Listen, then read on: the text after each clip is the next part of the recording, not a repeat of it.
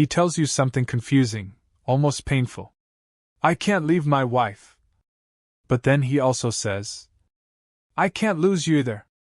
And suddenly you're stuck in a situation that makes no logical sense, but feels emotionally addictive.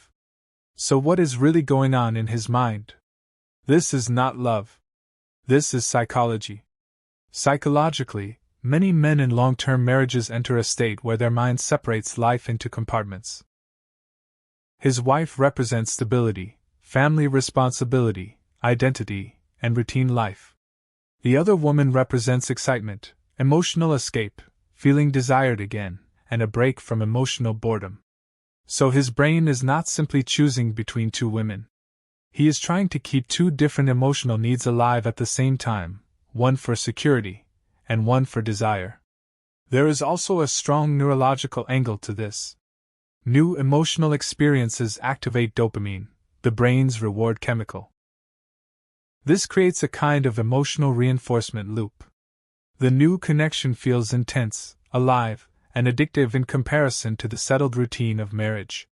But dopamine naturally fades in stability, which is why he keeps returning to his wife for structure, while still being pulled toward the emotional high elsewhere. This creates a cycle that feels confusing from the outside but feels necessary from the inside.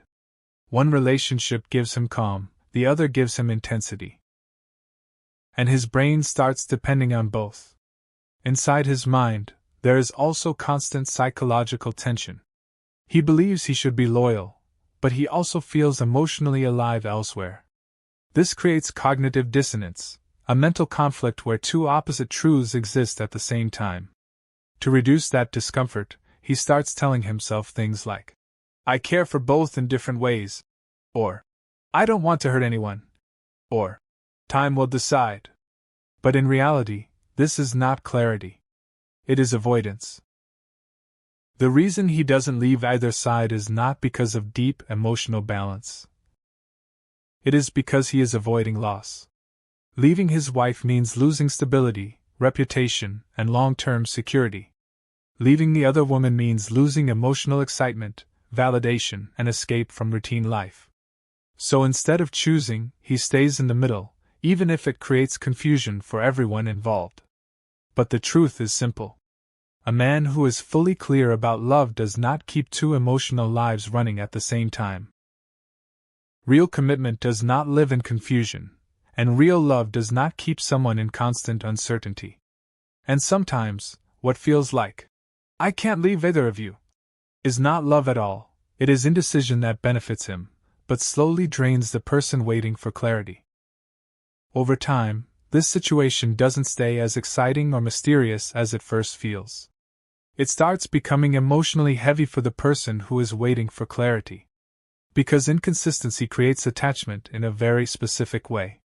When someone is not fully available, the brain starts filling in gaps with hope.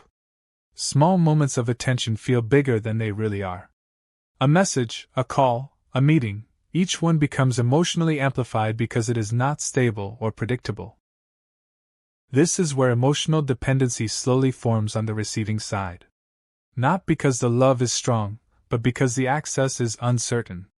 Psychology shows that intermittent reinforcement, when affection comes in unpredictable patterns, is actually one of the strongest ways to create emotional attachment. It is the same mechanism that makes gambling addictive. You never know when you will win attention again, so you keep waiting. From his side, he may not even fully realize the damage this cycle creates. He justifies it internally. He tells himself he is not leaving anyone, so technically he is not hurting anyone intentionally. But emotional impact doesn't require intention. Confusion itself becomes a form of emotional control, even if it is passive. Another layer is fear of making a final decision. Because a decision ends possibilities. As long as he keeps both connections, he doesn't have to face loss, grief, or regret. So he stays in a psychological comfort zone where nothing is fully decided. But that comfort comes at the cost of someone else's emotional stability. And there is also ego involvement. Being desired by two different emotional worlds gives a sense of validation. It reinforces identity in a way that feels powerful. One gives him respect and history, the other gives him attention and emotional intensity. Losing either feels like losing part of himself, not just a relationship. But here is what usually goes unnoticed in these patterns. Time does not resolve this kind of situation. Time only deepens the attachment and the confusion. Because the longer it continues, the more emotionally invested both sides become, and the harder it becomes to step away without pain. Eventually, one person starts asking the question that changes everything. If I am important, why am I still confused about my place? That question is where emotional clarity begins. Because real emotional security is not built on mixed signals. It is built on consistency, presence, and choice. And when someone truly chooses you, you don't have to decode their words. You don't have to interpret their silence. You don't have to compete with another life that they are unwilling to leave.